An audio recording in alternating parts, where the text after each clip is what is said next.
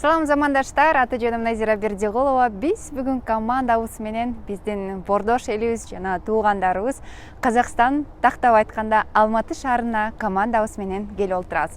Өткөн эфирлерибизде сиздер ушул биздин программабыз аркылуу Дубай шаарын көргөнсүздөр. Дубайдагы биздин кыйын кыргыздар кандай жашайт экен. Биз бүгүн атайын командабыз менен ушул Алматы шаарындагы тележаатында өзүн көрсөтүп келе жаткан кыйын журналист айым жана ошондой эле күчтүү блогер, коуч, айтор кызыктуу маектин бардыгы алдыда. Азыр биз сиздерге колубуздан келишинче Алматы шаарын көрсөткөнгө аракет жасайбыз. Биз менен чогуу болуңуздар.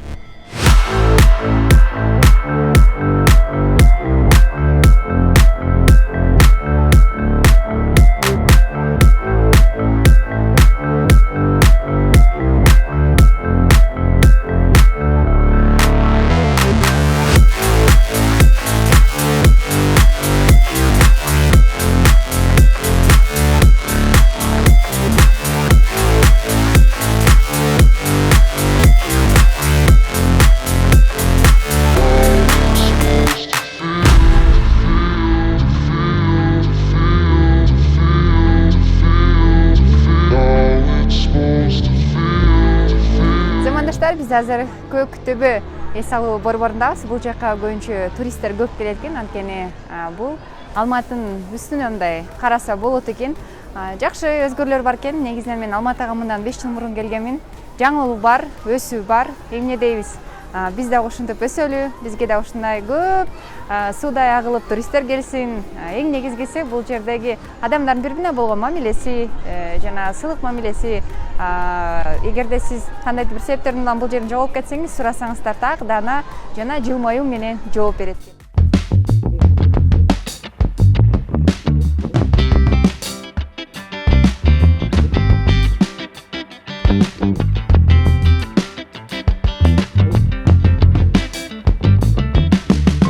Замандаштар, биз Көктөбө эс алуу борборундабыз. Бул жакта балдар ойноочу аябай көп ойын зоолуктар бар экен. Андан тышкары мына көзүңүздөр көрүп тургандай, бул жакта зоопарк экен. Биз да ушундай өзүбүздүн парктарыбыздарга койсок болот экен. Өзүңүздөр көрүп тургандай, бул жердеги үй бүлөлөр менен келип эс алса болот экен.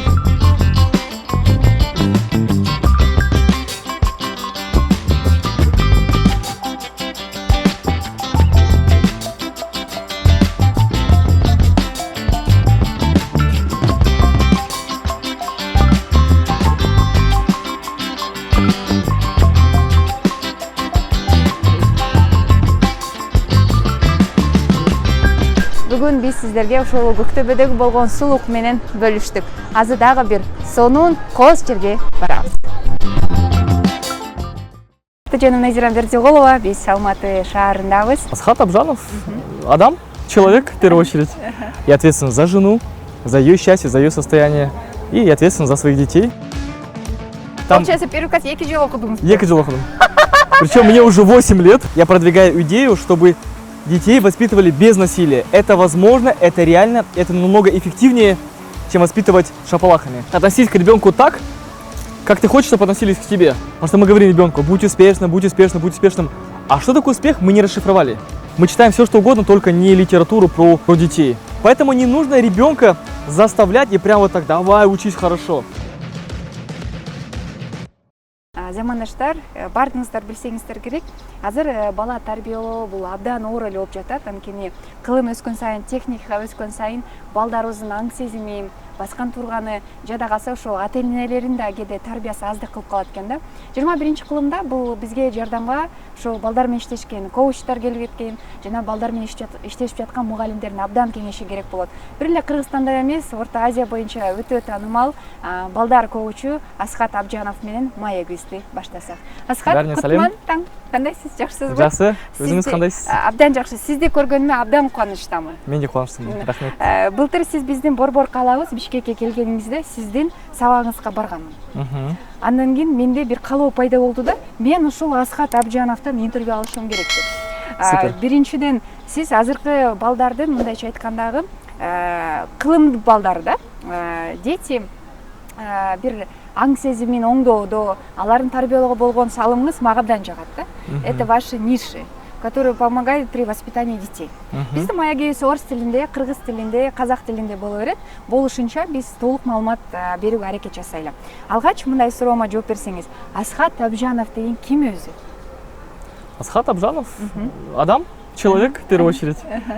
Человек, сын, отец, муж и учитель. Наверное, так. Много ролей.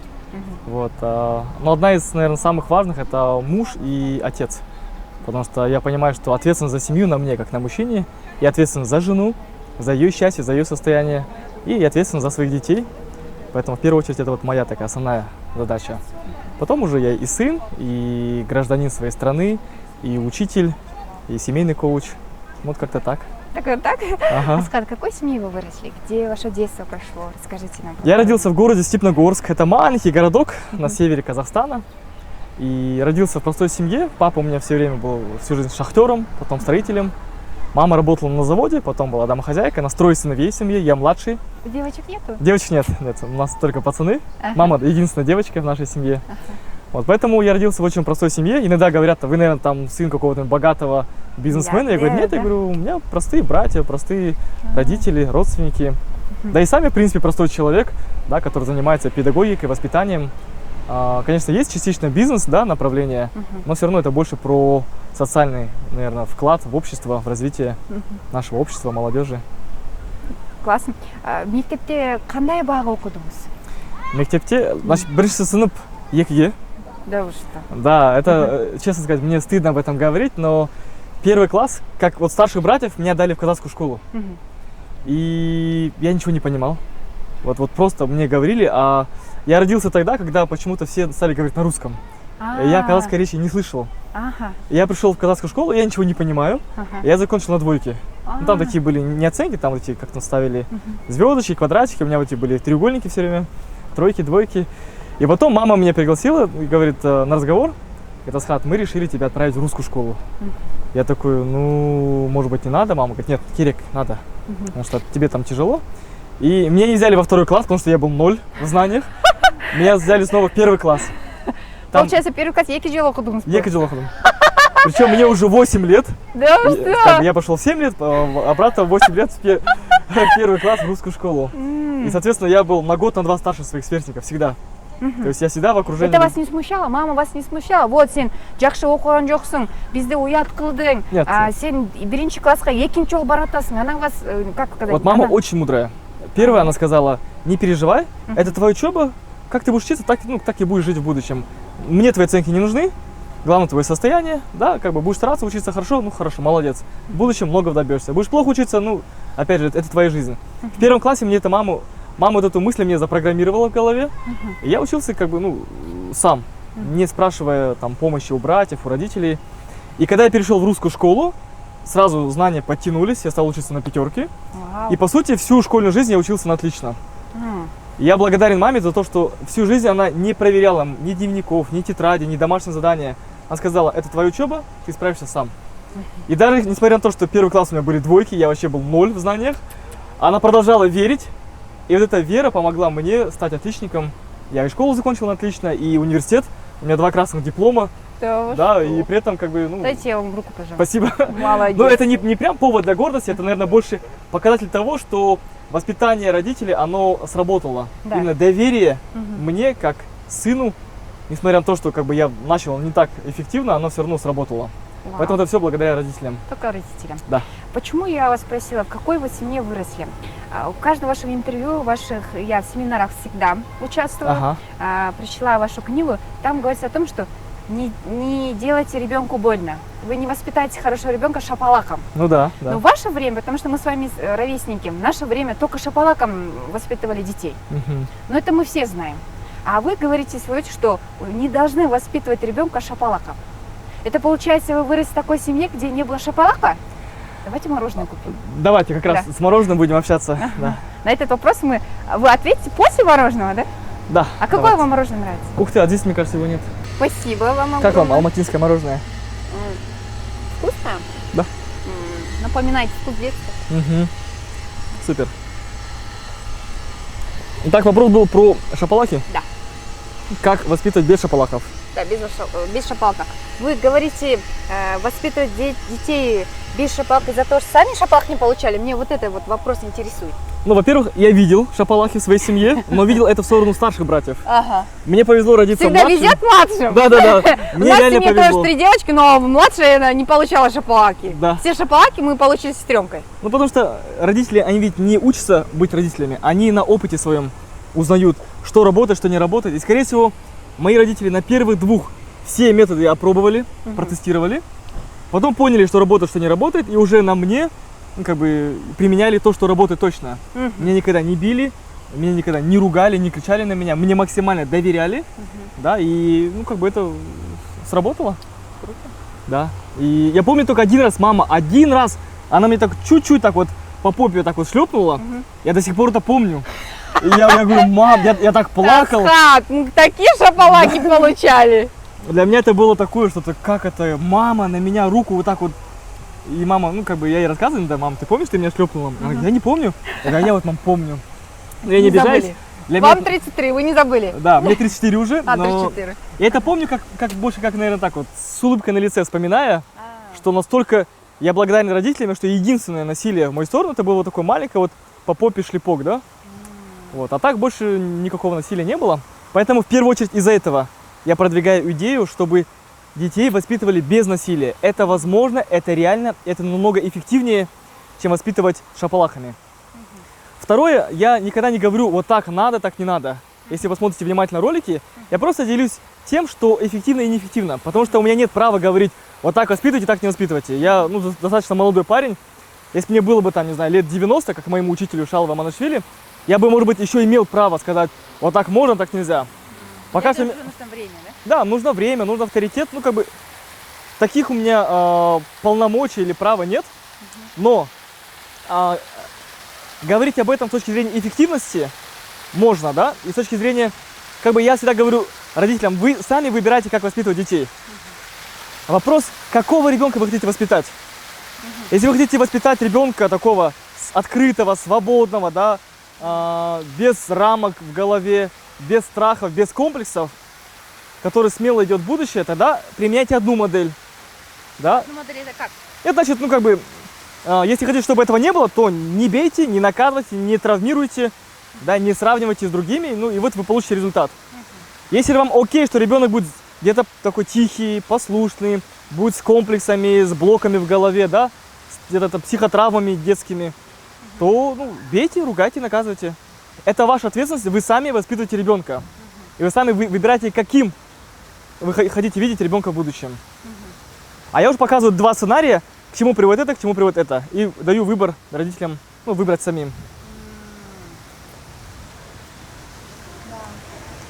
Потому что если навязывать что-то одно, то всегда людям не нравится, когда что-то навязывают. А когда даешь выбор, говоришь, вот один сценарий, вот второй. Выбирай, что тебе устраивает, что тебе нравится. Но вы советуете без шапалаков, без травм, да, чтобы ребенок вырос в любви, чтобы он почувствовал какую-то поддержку со стороны родителей. Мне кажется, применять насилие над детьми – это очень плохо. Потому что ребенок, он растет с каким-то, как сказать вам, на сердце все равно остается так да? След остается все равно. Да.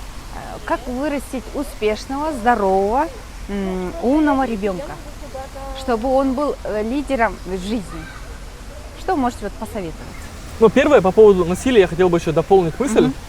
Есть такое очень хорошее правило: относись к ребенку так, как ты хочешь, чтобы относились к тебе. Если тебе окей, чтобы тебя били, вот представьте, Назира, вас устраивает, чтобы ваш муж вас бил, допустим? Нет. Чтобы он вас кричал на вас, угрожал, сравнивал с другими девушками, женщинами, женами. Вас это устраивает? Нет, не устраивает. Нет. Тогда и вы не делаете это в сторону детей.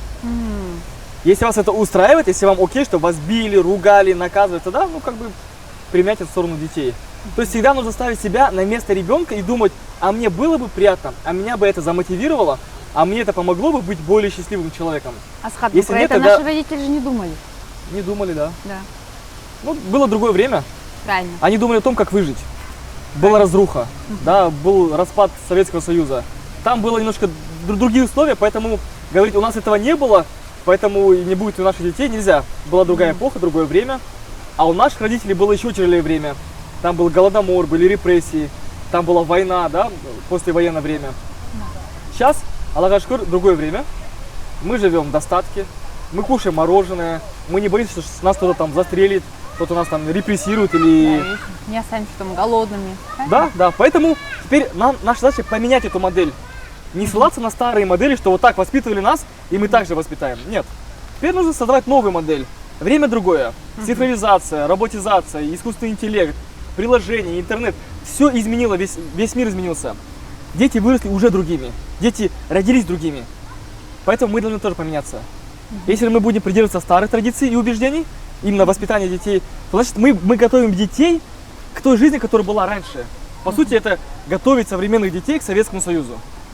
К старым традициям, к авторитарной системе, да, к послушанию, к тому, что ты не имеешь права на мнение, когда ты не оспариваешь там мнение, там, не знаю, властей, правительства. Зачем? Мы хотим воспитать счастливых, свободных, здоровых детей. Да. Поэтому мы должны менять свои вот подходы к воспитанию детей. Асхат, айтсаңыз, билимдүү, акылдуу, денсаулык үчүн бала бул мамлекеттин келечеги да. Ошондой баланы кантип тарбиялайбыз?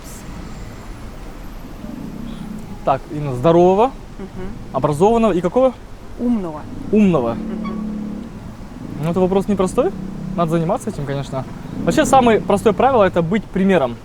Да? Если мы показываем пример здорового, умного человека, то дети, они равняются на нас.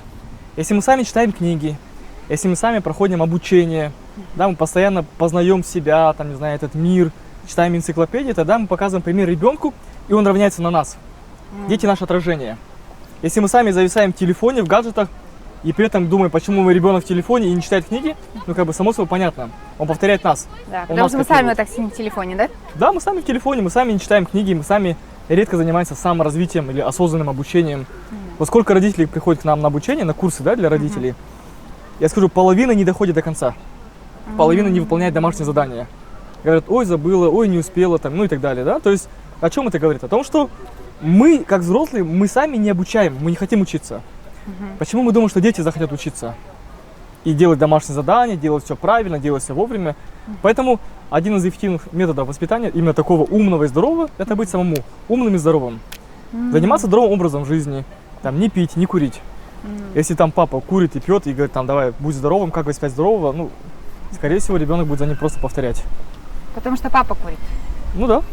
Или мама курит. Или оба курят, да, ну, и пьют, и... Значит, наше отражение не влияет на ребенка, да? Дети наше отражение, дети наше зеркало. Да. То, что делаем мы, с большей вероятностью будут делать наши дети. Говорят, визуальный нерв толще, чем слуховой. Они видят, они повторяют. Повторять не только хорошее, но и плохое. Да. Когда он повторяет хорошее, мы его хвалим, но когда он повторяет плохое, мы его ругаем. Вопрос, кого нужно ругать в этой ситуации? Родители. Себя? Мне кажется, этот шапалах нужно на родителей использовать, да? Вообще лучше как бы себе делать шапалах, это же как называется? Как называется термин? Мазохизм, да? Оно как бы, ну, не очень приветствуется. Поэтому лучше брать на себя ответственность, понимать, что я воспитываю ребенка своим примером. Если говорить о том, как воспитать успешного, тоже успех – это понятие абстрактное, да? Что такое успех? Вот для вас что такое успех? Успех – это быть успешным во всем. А что такое успешно во всем? В работе, в семье, быть успешной мамой, быть успешной дочерью. А как оценить себя как успешную маму? Нужно все успевать. Все успевать. А если что-то вы не успели? Не успеть, значит, я не успешна. Вот. У вас одно понимание. Сейчас я подойду вот к девушке, она скажет другое понимание успеха. Для нее это богатство. Для третьего успех это здоровье. Для четвертого успех это хорошие отношения. То есть первое, мы должны сами для себя определить, что для нас успех. Потому что мы говорим ребенку, будь успешным, будь успешным, будь успешным. А что такое успех, мы не расшифровали. Мы не объяснили, и мы сами не понимаем. У нас это такое абстрактное. Да? Мы должны четко определить для себя, что есть успех для нас. Как только мы это для себя определим, теперь важно это передать ребенку и объяснить, что такое успех. И потом уже как-то каким-то образом ребенка к этому мотивировать. А что для вас успех? встречному вопросу. Для меня успех от слова «успеть». Да. Вот Жизнь что- на самом деле короткая. Я не хочу все успеть. Мгм. Я хочу успеть выполнить определенные цели. Для меня вот две цели самые важные, да? Это как два крыла у птицы или как два крыла у бабочки. Мгм. Первое – это успеть реализовать свое предназначение. То есть мы здесь какой-то миссии на этой земле. Да, жизнь она короткая, и она, вот, ну, говорят, быстро проходит. Если слушать наших бабушек, дедушек, важно найти свое призвание, предназначение и его реализовать максимально. Мгм. Найти его и реализовать. Второе, важно найти своего любимого человека и прожить с ним счастливую жизнь. Да. То есть это два крыла. Если у тебя есть любимое дело и любимый человек, с которым ты будешь жить, с которым ты будешь воспитывать детей, для меня это уже успех. И он не измеряется количеством денег, да, или количеством там, машин, квартир. Все, ты в предназначении, у тебя рядом любящая семья, ты успешен. Вот это вот мои критерии. Они очень простые, очень легкие и понятные. Надо все успеть. От слова успех. Да, но Круто. успеть опять же сделать то, что самое важное. Да. Потому что иногда мы стремимся к тому, что нам навязано извне. Мгм. Опять же, накопительство квартир, машин, это для меня это не успех. Для меня это, наверное, это больше комплекс. Или да, когда там детская травма, когда ребенок пытается доказать кому-то, что вот смотри, у меня там 2, 3, 4 квартиры. Ну, зачем тебе эти столько квартир? Поэтому не все нужно успевать, и не все то, что, к чему мы стремимся, это наши истинные Не цели. надо тратить время, да? Да, конечно, да, зачем мы тратим на Если, это? если в этом деле мы не проявляем себя в качестве лидера, мне кажется, нужно попробовать что-то другое, да? Не тратить на это время. Потому что мы должны ценить каждые наши моменты в жизни. Вот при в воспитании детей, вот я замечаю в многих семьях, дети, когда что-то нужно, они начинают любить родителей. Так. Смотрите, если она хочет там какую-нибудь игрушку или какую-нибудь книгу, если идти с подругами в кино, ей нужны деньги, начинает обнимать там маму или папу, там, ну, выпрашивает деньги, у ребенка сразу появляется настроение. Так. Почему дети нас любят, когда им что-то надо? Зира, скажите, кто их этому научил? Мы. Вот и все. Вот и ответ. Почему дети любят нас, когда им надо? Потому что мы их любим тогда, когда нам надо. Вот и все. Нам тяжело любить ребенка, когда он плохо себя ведет, когда он капризничает, когда получает плохие Почему оценки. мы не можем обнять ребенка, когда он плачет? Наоборот, это нас раздражает. Я как мама скажу. Да. Это меня раздражает, когда ребенок плачет. И мне кажется, если сейчас я его ударю, он успокоится. А нет, наоборот, его состояние ухудшается. Конечно, да. Как меня себя вести именно в такой момент? Ребенок плачет, как мне нужно вести, как мама себя, чтобы в то же время не ребенка травмировать, и себя. Поэтому важно учиться любить так, чтобы ребенок чувствовал, что его любят. Допустим, говорят, бьет, значит любит, да?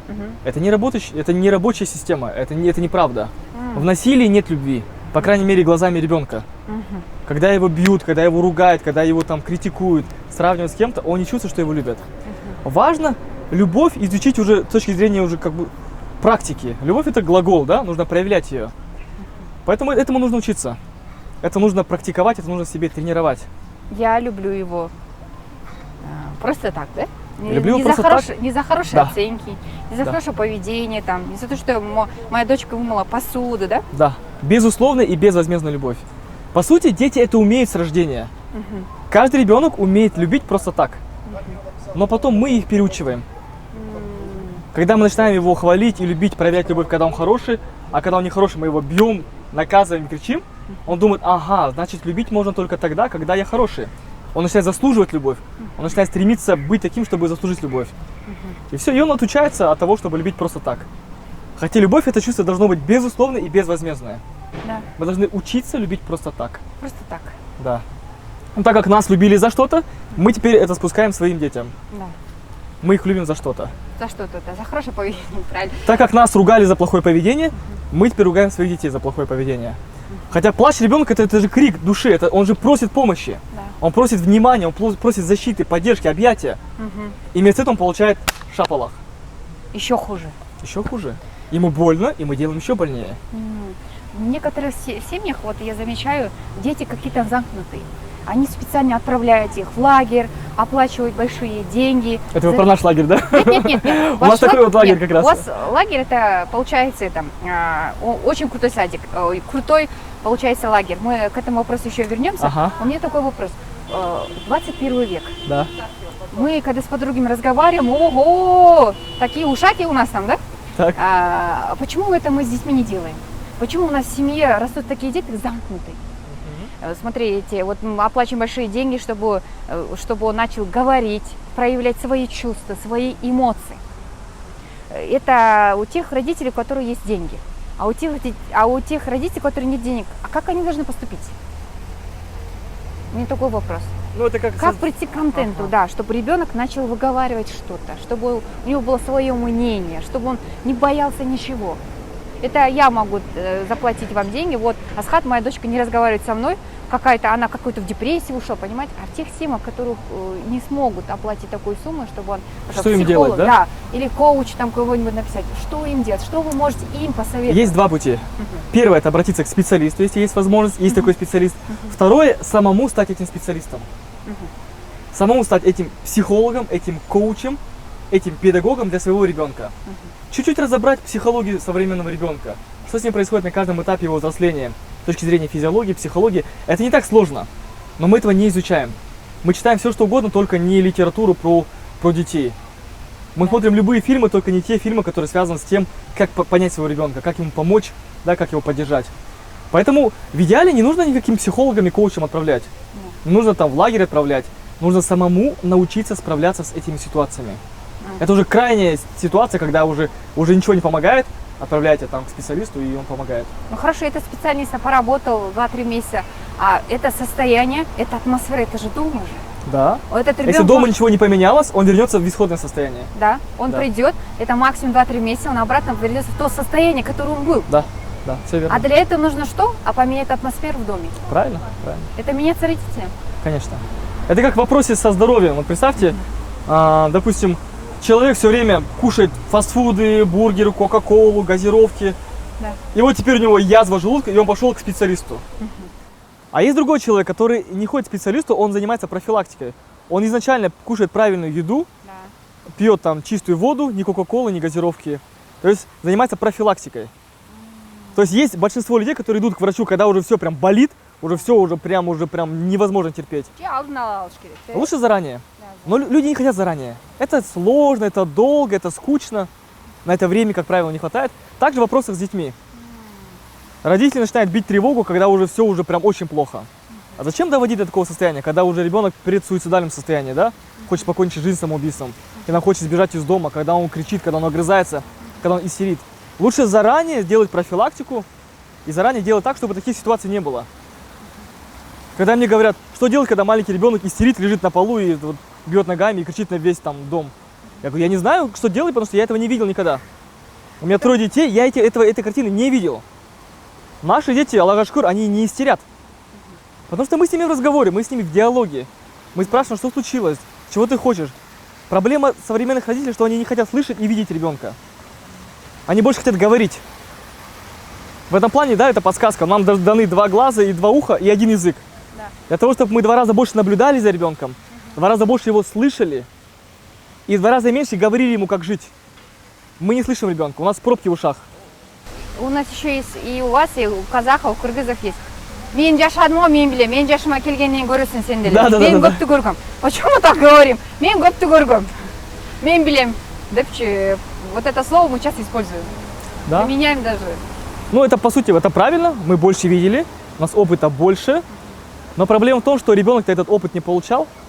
То есть мы как бы пытаемся ребенка на свой уровень поднять, говорить, вот веди себя так, как нужно, да, веди себя как взрослый, там, да, я знаю. Но ведь он этого еще не пережил, он не дошел до этого. Он не был взрослым, а мы были ребенком. Поэтому чем говорить о состоянии взрослого, лучше спуститься на уровень ребенка и поговорить с ним на его уровне, на его языке.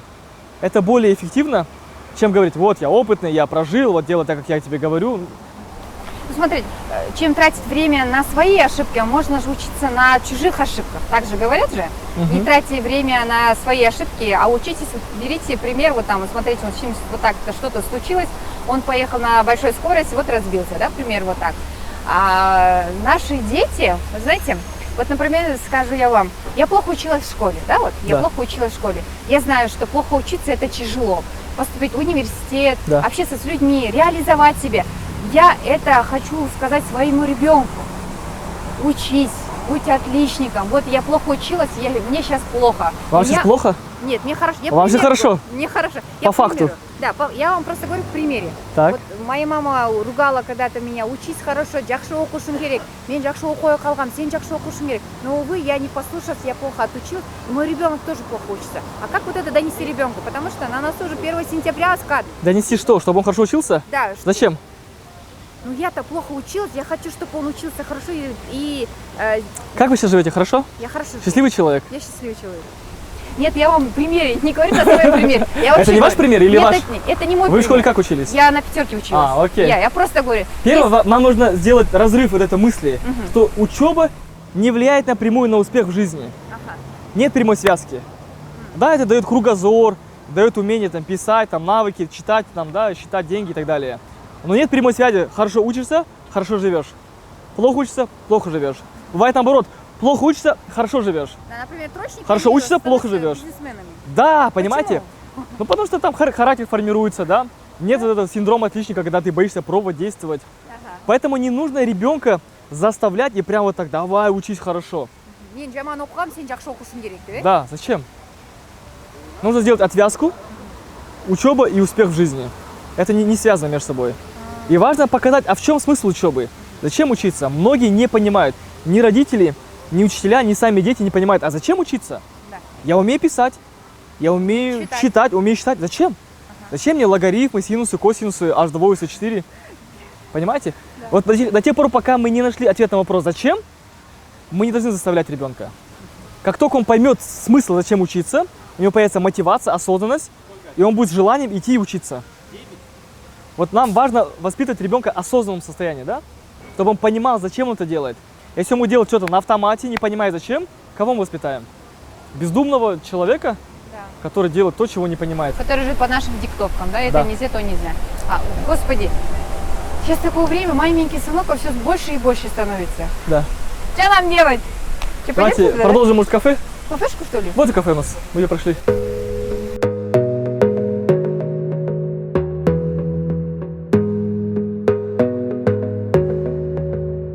Сейчас лето заканчивается, скоро учебный год, сентябрь, и у всех родителей такое предпаническое состояние. Как быть, как подготовиться, как справиться, как вот набраться терпения, как настроиться на новый учебный год.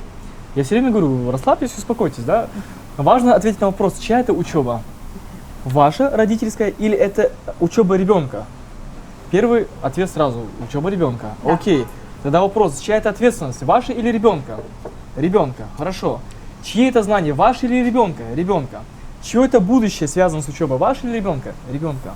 Тогда кто должен переживать и готовиться к этому учебному году? Вы или ребенок? Ребенок. То есть важно опять же сделать отвязку, да, что это не наша учеба, это не наша ответственность. То есть очень часто родители говорят: вот я хочу, чтобы ребенок был ответственным и самостоятельным, да? Вот вы как мама хотите, чтобы дети были ответственные Да. и самостоятельные. Да. Вот это качество, оно не появляется вот так вот, само по себе. Оно нарабатывается годами. И в этом плане я считаю, что учеба – это одно из лучших, наверное, мест, где мы можем помочь ребенку это качество себе развить. Ответственность и самостоятельность. Если же мы забрали на себя ответственность, если мы все время контролируем, проверяем, помогаем, ругаем, там, что там у тебя с учебой, спрашиваем, да, все время, то на ком ответственность? На нас. Да. Сможет ли в таком состоянии ребенок быть ответственным и самостоятельным? Нет, конечно, потому Если что... мама все время напоминает, проверяет, контролирует, самостоятельности нет, ответственности нет. Ответственность на маме. А зачем напрягаться ребенку, если мама и так проверит, перепроверит, проконтролирует и поможет, и все сделает? Поэтому нам важно осознать, что если мы хотим, чтобы ребенок был ответственным и самостоятельным, важно передать ему эту ответственность, не забирать на себя. И сказать, что я могу помочь тебе, когда ты попросишь помощи. Если ты будешь реально нуждаться в моей помощи и поддержке, обратись, и я помогу тебе. Если ты не просишь, справляйся сам. Асхаттан ал двоечник болып кетпей ме, если мы вообще отпустим? Это опять же Какие- наши страхи, наши сомнения. Да? Почему мы все время не верим в ребенка? Почему мы все время сомневаемся в нашем ребенке? Наше неверие обрубает ему крылья. Наши сомнения в нем. Это знаете, как есть такое правило в исламе, да? Молитва родителей за ребенка всегда принимается Всевышним. Наши молитвы, я верю в то, что это наши мысли и слова в сторону ребенка. Когда мы говорим: а не станет ли он двоечником? Вообще Адам был майда, он какой-то ленивый, он безответственный, он не самостоятельный, он слабый, он заболеет. Это, может быть, и есть наши молитвы. Мы программируем ребенка на это. Мы просим этого Всевышнего, чтобы ребенок был таким. И мы его получаем. Если вместо этого мы будем говорить, что ребенок, ты справишься, сыночек, у тебя все получится, ты сильный, ты самостоятельный, ты ответственный, я тебе верю, я тебе доверяю. Тогда что мы делаем? И с точки зрения духовности мы отправляем правильную молитву. И с точки зрения психики ребенка, да, мы его программируем на правильное мышление. Мы создаем нейронные связи, где он говорит, я сильный, я справлюсь, я здоровый, я ответственный, я самостоятельный. Мама в меня верит. Это даст ему крылья, это даст ему осознанность, самостоятельность. Если мы будем все время сомневаться, да, сейчас не буду контролировать, будет двоечником, ну, конечно, станет двоечником, да. Если мы так будем думать. Это и у нас, и у вас есть, мы всегда обзываем ребенка есек, адам болмайсың. Да, да. Тиги кошунан баласын карасаң, ал кыйын болуп кетти, сен мындайсың, сен андайсың. Почему мы все время критикуем и всегда үлгү кылабыз да, примером приводим. Пример. Вот так он стал успешным, он купил отцу машину, он там работал в Москве мигрантом, он вот это. Почему вот это у нас есть и у вас есть? Как мы можем вот это убрать? Первое, потому что это было у нас, в нашем детстве. Ну, так было устроено, да, в советском, наверное, обществе, когда ставили других детей в пример. Потому что сама государственная программа была быстрее, выше, сильнее. Говорили, ты должен быть лучше, чем другой. Ты должен быть быстрее и выше, и сильнее, и умнее, и богаче, там, да, и успешнее, чем другие. И все это как бы национальная программа, которую вшили в голову наших родителей, наших бабушек, дедушек. И они начали это транслировать и, ну, как бы говорить своим детям. Теперь наша задача поменять эту программу. Донести до ребенка мысль, что ты не должен быть, тебе не нужно быть сильнее, выше, быстрее других. Будь самим собой. Найди себя настоящего, найди свой путь и просто иди по нему, и будь счастливым. Не соревнуйся с кем-то, богатством, количеством машин, квартир, успехом, подписчиками, деньгами, еще чем-то. Ищи свой путь. Не равняйся на кого-то. Ты уже уникален, ты уже классный, ты уже красивый, ты уже умный, у тебя все есть. Будь благодарным, развивайся, ищи свой путь, развивай свои сильные стороны. Нам нужно поменять эту программу. Это мы с вами, нашим детям, мы должны Да. это применять в наших детях. Сначала в себе. Да. Мы должны перестать с кем-то соперничать. Мы должны перестать хотеть быть лучше, чем кто-то. Иметь машину больше, чем у соседа. Иметь квартиру лучше, чем у брата или чем у сестры. Иметь денег больше, чем там у соседей еще у кого-то. Зачем соревнуемся? С чем мы соревнуемся? Мы пришли ни с чем, и мы уйдем ни с чем отсюда. Соревноваться в этих мирских благах, типа накопительства, ну... Мы должны сами принять эту мысль, что нам не нужно соревноваться. Нам нужно объединяться. Нам нужно друг другу помогать быть счастливыми и успешными, а не ходить по головам друг друга, пытаясь быть успешнее кого-то. Если мы это примем в себе, мы это автоматически будем транслировать ребенку. Если мы будем пытаться внушить это ребенку, а сами будем жить принципами соперничества, ничего не получится. Дети, опять же, будут смотреть на нас и будут за нами повторять это. Лучше этого не делать, да? Соперничество Лучше убрать, самому не соперничать, да. Хочешь соперничать, соперничай с самим собой, да? вчерашним. Быть лучшей версией себя, да? Да, да. А быть лучше кого-то, все настолько уникально, и как бы каждый человек неповторим. Повторить успех чей-то невозможно. Поэтому ищи свой путь. Как коуч вы работали многими детьми. Я думаю, у подростков есть свои проблемы. С какой проблемой часто вы сталкиваетесь с подростками? Проблема современных подростков – это то, что родители не готовы их принимать такими, подросшими. Они подросли, они изменились и физически, и психологически, и эмоционально, и духовно. Они уже в одном шаге от того, чтобы быть взрослым, а родители к ним относятся как к кому? Как к маленькому ребенку. Поэтому проблема в том, что родитель не готов, он не хочет принимать ребенка подросшим. А если ребенок подросток, ему нужно больше уважения, больше доверия, больше свободы. Да, относиться к нему как к взрослому. Относиться к нему с уважением, с правом, давать ему право на выбор, право на мнение. Когда родитель этого не дает, там возникают проблемы. Когда родители вместо того, чтобы давать больше свободы, начинают ограничивать эту свободу, начинают больше контролировать, больше ругать, больше пугать и наказывать, там начинается проблема. И доходит до того, что ребенок может пойти и совершить самоубийство, потому что его не принимают, его не хотят принимать таким, какой он есть. А какая у вас статистика по суициду? Я не знаю, это официально или нет, но она все время меняется, но я слышал Я читал в одной из статей, что мы входим в тройку мировых лидеров по суицидам на душу населения. В мире 3-е место. Это ужасный показатель, я считаю. Это сплошь и рядом. Это каждый год у нас эти истории. Там ребенок совершил самоубийство, там совершил суицид. А почему подростки идут на это? Вы работали с такими детками, которые хотели совершить, но не получилось? К нам в лагерь приходили такие дети. Да, Причем мы узнавали уже после этого, когда ребенок уже вернулся домой. Позвонила однажды мама, говорит, можно с вами встретиться? Я говорю, что случилось? Она говорит, я хочу вам кое-что рассказать, я не сказала вам всю правду про ребенка. Я говорю, сейчас на встрече, давайте попозже. Она говорит, нет, я скажу по телефону. И она рассказывает, говорит, я дочку несколько раз находила дома с попыткой совершить суицид. Я, говорит, много лет жила с мыслью, что я приду домой, и она будет мертвой. И я, говорит, отправила в ваш лагерь просто как последняя инстанция, как последняя помощь моему ребенку. И когда дочка вернулась домой, она, говорит, обняла меня, хотя она никого не обнимала, она была не тактильная. Она меня обняла и сказала, мамочка, прости меня, что я такой была. Прости меня, что я не ценила свою жизнь. Я поняла, что жить это классно, что есть люди добрые, что есть смысл в этой жизни. И мама мне звонит по телефону и плачет, и говорит, я готова там всю жизнь, вас благодарить, там, целовать ваши руки, ноги и благодарить вас за то, что вы мне спасли ребенка. Она плачет, я сижу, плачу, я не могу, думаю, как так? И такие истории, как бы, не одна история. Значит, Когда родители доводим ребенка до состояния суицида, да? Мы вроде бы с благими намерениями, желая сделать лучше ребенку, мы делаем хуже. Мы стимулируем его на успех, на достижение, забываем о его состоянии, о его душе.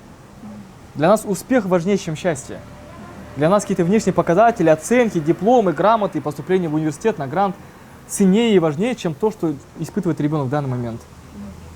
А когда ребенок не чувствует, что он нужен, что он значим, что его готовы принимать, что люди как бы заботятся о его самочувствии, его состоянии эмоциональном, он думает, зачем мне жить? Я никому не нужен. Я не нужен своим родителям, я не нужен учителям. Все от меня что-то требуют, я все время что-то должен. Нафиг мне жить, говорит ребенок. Идет и совершает суицид. Поэтому, если ребенок чувствует, что он нужен здесь, если он чувствует себя любимым, он не пойдет на самоубийство. Как минимум из любви к любимому человеку, к маме, к папе, к брату, к сестре. Вот этого чувства любви как раз не хватает в современных семьях. Проблема большая с подростками. Проблем очень много. Проблема, опять же, не в подростках. Проблема у нас вот здесь, у родителей. Мы чего-то очень сильно недопонимаем. А чего? Мы недооцениваем профессию под названием родитель. Мы изучаем любые профессии годами, 4-5 лет мы учимся на юристов, экономистов, на журналистов, 12 лет на врачей. И сколько лет мы учимся на родителей? 0. Мы просто родили ребенка, и воспитаем как-нибудь. И вот мы как-то воспитываем. Это и есть наша проблема. Что мы недооцениваем значимость и важность такой профессии, как родители. Это очень сложная работа. Может, какие-то курсы вести нужно? Нужно с министерством. У нас есть курсы, у нас есть курс для родителей, для пап, для мам, но пока что не хотят идти. Идут очень маленькое количество, которые осознанные, которые занимаются профилактикой здоровья, психологического здоровья ребенка. Как правило, многие недооценивают и не хотят. Зачем? Они лучше пойдут на курсы про деньги, про бизнес, про маркетинг, про похудение. Да. Но они не пойдут на курсы про воспитание детей, да. про осознанное родительство. Это не в тренде, это не круто. Это как не это модно. можно сделать в тренде? Мы пытаемся. Надо еще одного Асхата Абджанова, да? Должно быть 1000 Асхатов Абджановых, Назир, который проводит такие интервью, который поднимает такие темы. Мы столько роликов записываем в Инстаграме, в ТикТоке, благодаря которым нас и узнают, нашу деятельность узнают. Это, значит, скажу, вначале было тоже непросто. Люди не приветствовали, не поддерживали, не лайкали, не комментировали. Потом в какой-то момент мы переломили. То есть сейчас, по сути, мы пытаемся создать конкуренцию в соцсетях в виде хорошего контента. Да. В виде контента про детей, про воспитание, про отношения, чтобы люди задумались, чтобы они часами не убивали свое время, просто листая ТикТок или Инстаграм, смотря какие-то там вайны, пранки, всякие юмористические ролики. Чтобы они смотрели ролики про смыслы, про миссию, про отношения. Поэтому это вот наш путь. Я считаю, что должно быть как можно больше коучей, психологов, блогеров, которые продвигают семейные ценности, говорят об этом. Мы должны создать некий тренд, чтобы это было круто обучаться быть родителем, чтобы это было круто быть осознанным родителем, который не бьет, не кричит, не ругает ребенка. А нужно до зачатия ребенка, наверное, мужчине и женщине сесть и поговорить, да? Какого мы хотим Да. ребенка? Поговорить, подготовиться, да. Подготовиться. Мне кажется, не надо из-за пятиминутного кайфа, я всегда говорю, ломать жизнь детей. Нужно этому идти осознанно. Да. Осознанно. Может быть, поэтому ребенок не сразу появляется в семье. Год-два муж и жена живут сами, Да, да? Может быть, для того, чтобы научиться и подготовиться, правильно. почитать литературу, пройти курсы, да? Поговорить о стратегии, какую стратегию воспитания выбираем. Асхат, у нас же не так. Если она через месяц не забеременеет, что-то не так. Ну У да. кыргызов и казахов. Ну пусть, Тумайды. пусть, Да, еще что-то там пусть через месяц начинается. забеременеет, 9 месяцев роды, ну, беременность, Да. 10 месяцев как минимум, тоже можно подготовиться. Конечно. За 10 месяцев можно изучить очень много материалов, определить стратегию воспитания. Потому что, как правило, у нас в семье у отца там одна стратегия, строго там наказаниями, шапалахами. Ну, другой образ, да. У мамы там свое, и они как-то по-разному. А ребенок, он манипулирует, он как бы между двух огней и прыгает. А если бы у них была бы одна общая стратегия, одна общая политика, тогда бы было бы намного эффективнее, и ребенок бы и не манипулировал бы родителями. Очень крутой коуч. А прямо от вас веет прямо энергией. Это крик души, честно. Да. Мне Вы больно прям- видеть, когда вот на улице вот так за руку дергают, когда кричат. Хочется подойти и сказать, блин, мама, что вы делаете? Это же человек, блин. Ага. Он же тоже имеет право на жизнь, право на счастье, право на мнение, право на голос. Кто вам дал право дергать его, бить его, наказывать, ругать его, кричать на него? Никто такого права нам не давал. Вот, я хотела сказать вам, такой энергичный, успешный, хочет что-то сделать для народа. Откуда вы энергию берете? Это, опять же, наверное, первая цель успеха, да? Одно крыло успеха – найти свое предназначение. Я нашел в этом свое призвание. Я много чего пробовал. Я занимался бизнесом, у меня были автомойки, у меня была IT-компания, да, у меня была клининговая компания, мы занимались тендерами. Я искал, думаю, то ли это или не то, мое или не мое. Я задавал себе вопрос, готов ли я заниматься этими тендерами, этими госпроектами или приложениями мобильными всю жизнь. Готов ли я вот всю жизнь посвятить этому? Ответ был нет, я не хочу, я не вижу себя всю жизнь в этом. Тогда я задался вопросом, а чем я готов заниматься всю жизнь? И я нашел ответ, это вот педагогика, это дети, это образование. Потому что я видел статистики, что у нас очень много суицидов, очень много домашнего насилия, очень много разводов. Казахстан занимает 7-е место в мире по разводам. Очень много проблем, и кто-то должен решать. Я собрал ребят, команду, и мы сказали, все, мы будем этим заниматься. Вы как Бэтмен. Ну, может быть, в какой-то степени, да. Классно. Все равно в Алмате есть много красивых мест, которые можно посмотреть. Да. Через вас я хотела показать Алмату, какая она красивая. И я хочу, чтобы вы ответили на этот вопрос в следующей нашей локации. Почему говорит Алмата моя первая любовь? Ну и проекты, потому что я сама выросла, получается, в селе, а у нас всегда показывал канал Казахстан, Хабар. И вот там в программах я всегда говорю, Алмата моя первая любовь, там такие крутые проекты были. Вот ответьте мне на этот вопрос. Почему Алмата ассоциируется на этом слогане «Алмата моя первая любовь»? Я сам не из Алматы, я родом из севера, Степногорска, жил в Астане, но для меня Алмата это тоже первая любовь. Потому что не влюбиться в этот город невозможно. Здесь горы, здесь, смотрите, зелень, здесь люди просто ходят по улице и улыбаются. Это реально круто. Здесь я получил свое образование, здесь я встретил свою любовь, да, свою жену, свою Жанночку, здесь родились мои дети. Я очень люблю этот город. Я люблю его больше, чем свою родину. Поэтому здесь какая-то есть магия. Вот сейчас я вам, думаю, покажу немножко город, посмотрим пару локаций. Я думаю, что вы тоже влюбитесь в этот город. Да, я уже влюбилась. Мы не хотим уезжать, да? Замир? Оставайтесь, мы Еще всегда рады. останемся. Тут так нас круто встретили. Тут крутые локации. Приезжайте в Алмату. Что, поехали? Поехали.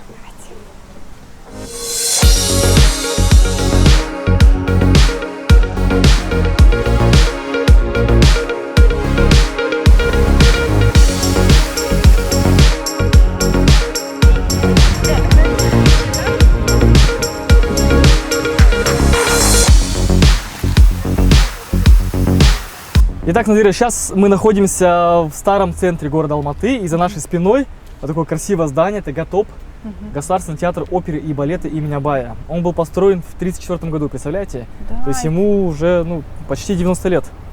Вот здесь проходят все основные события, раньше, по крайней мере, проходили. Сейчас есть другие театры, параллельно открывшиеся, новые, да. но это считается первым. А вот здесь гостиница Алматы, это, можно вот камеру прям повернуть, тоже считается одной из самых известных в Алматы гостиниц, где останавливаются высокопоставленные чиновники, спортсмены, участники там конференций, делегации. По сути, в Алмате вот все вот здесь вот красиво. Вот просто можно ходить, вот даже сейчас в парк пойдем на аллею, Там и вы тоже увидите, насколько вот, знаете, уютно. Просто ходить, просто общаться, просто гулять по улицам и уже отдыхаешь. Так что Алмата — это первая любовь не только для меня, но и для многих Для вас людей. тоже, да? Аскар, Да. вы были у нас в Бишкеке. Честно скажу, такое ощущение, что Бишкек — это такой брат Алматы, как два брата-близнеца, очень похожи. Ага. По зелени, по архитектуре, по людям, которые тоже улыбаются и очень похожи на нас. Да. Говорят, казах, рыз, бартуган, да? То есть мы как братья родные. Поэтому, приезжая в Бишкек, я не чувствую себя в гостях. Я чувствую себя как дома, потому что меня встречают как своего. И это очень радует. Я очень люблю приезжать в Бишкек, в Кыргызстан. Я был в Оше, был на Иссык-Куле. И везде я чувствую себя своим. Так что это классно. Это реально такой братский народ наш. А что, в этом году не съездили на Иссык-Куль? В этом году пока не съездил, не успел. У нас сейчас Потому лето что у очень вас загруженное. Свой лагерь. Я хочу, чтобы вы нам немножко рассказали о своем лагере. У нас есть лагерь для подростков и для детей. Мы открыли для детей помладше тоже смену. Работаем уже 6 лет, больше 4000 выпускников со всего Казахстана. Вот в этом потоке у нас были с Северного Кипра дети, Вау. с Таджикистана, с Кыргызстана, с Узбекистана. То есть Круто. к нам приезжают люди со всего мира. Ну, в основном, конечно, это Казахстан и Кыргызстан на втором месте. Чему А, обучают ваши лагеря? Что могут дети взять у вас? Это тренинговый вы лагерь. учите? Вот есть спортивные лагеря, да? Да. Есть оздоровительные, есть образовательные. Мы тренинговые. То есть мы проводим настоящие взрослые тренинги для подростков, где они начинают понимать себя, свои сильные стороны, где они учатся работать в команде, выступать на сцене, преодолевать свои страхи, улучшать отношения со своими родителями. Там очень много эмоций, очень много слез, очень много осознаний происходит у детей. И возвращаясь домой, все, они другие. Глаза горят, цели, мечты, желания. И когда родители приходят на выпускной, они говорят, это не наши дети. Что вы с ними сделали, мы их не узнаем. Потому что они на сцене выступают, поют, танцуют, говорят красивые вот свои вот впечатления. Это очень круто. И, кстати, мы на Иссык-Куле проводили пару потоков, пару сезонов до карантина. Это было 2,5 года назад. Потом карантин нам все планы нарушил. Теперь мы его только планируем снова возобновить. На Наш следующий лагерь. год, да? Да, Иншаллах. да. Круто, я дочку отправлю. Сколько лет? И дочке 13. Вот как раз наша аудитория. Так, и сына отправлю. Как раз ему будет уже 6 лет. Супер. Ну, 6 пока рановато, у нас Еще младшая рановато, смена да? с 8 лет. Аскар, было очень интересно с вами. Очень много вопросов мы с вами разбили. Постарались как-то донести до родителей, что они не должны шапалаком воспитывать детей. Нужно общаться с детьми, создать гармонию в семье. Получается, их отражение – это их же дети. Ну да. Самое главное в воспитании детей – это, получается, Это воспитание себя. да, в воспитание первую себя, очередь, да. и чтобы у них был диалог, чтобы они могли общаться с детьми. Благодаря вам я получила очень много ответов на свои вопросы, которые были у меня в душе. Огромное вам спасибо, было очень интересно. Я знаю, что это наша не последняя встреча. Конечно. Таких интервью я буду каждый год приезжать и делать, потому что как-то мы с вами должны работать и создать такой контент, чтобы родители, видя наше интервью, они понимали, что у них дома растет успешный ребенок, чтобы они ему помогли, они показали дорогу ему. Не надо бить по коучам, да, по психологам, ребенка мучить и себя мучить. Дети должны вырасти в такой семье, где их любят, балуют и как? И воспитывают своим примером. Да, своим примером, Да. а не так. Кошнан баласын кара, тыйны кара, ну кара. Да, Назира, спасибо вам, что приехали. Для меня это большая честь, что с Кыргызстана вы приехали сюда, к нам в Алматы, с командой, что это все отсняли. Все. Очень, очень приятно. Да. Значит, вы цените те знания, которые вы получаете, значит, вы готовы жертвовать своим временем, да, своей энергией для того, чтобы просвещать свой народ, чтобы показывать им какие-то примеры, какие-то кейсы, давать им знания. Это очень ценно. И вы говорите, вы получили ответы на свои вопросы. но еще больше ответов мы получаем обычно во время чтения книг. Поэтому сейчас я хочу пройти с вами опять к Готобу, к театру. Я для вас приготовил небольшой подарочек. Спасибо. Что, Пойдемте. театр тогда? Да. Спасибо. Пойдемте снова, да? Итак, Надира, как и обещал, небольшой презент от нас в знак благодарности за приезд. Первая это книга. Моя книга, в прошлом году я написал, называется «Папа может». Это история про отношения папы и дочери. Художественная книга. Спрашивают, только для папы эта книга? Я говорю, нет, это для всех родителей, и для пап, и для мам. Спасибо. Вот. И второй Очень подарочек. приятно. Это такая вот футболочка с символикой Алматы. Это наша вот брендинговая продукция. Спасибо огромное. Вот Очень будете носить, приятно. Да. вспоминая Огромное спасибо. об Алмате. Да, спасибо вам большое, огромное. Это Вот. моему оператору Замиру, да? Да, это Замир, Замиру. ты тоже без подарков не остался. За кадром у нас герой еще один, который Да. приехал из Кыргызстана. Вот ему тоже передаем такой подарочек. Так, спасибо вам большое. Замандаштар, биз менен бүгүн балдар менен көп жылдан бери иштеп жүргөн балдар коучу Асхат Абджанов болду. Асхатка биз ийгиликтерди каалайбыз. Асхат, на пару слов, пожелания. Чон Рахмат. Чон Рахмат, спасибо всем за внимание. Приезжайте в Алматы. Мы два братских народа, должны дружить, должны общаться, должны дружить с семьями, народами. Мы ждем вас в Алмате. Всем спасибо за внимание. Көрүшкөнчө достор. Рахмат. Рахмат.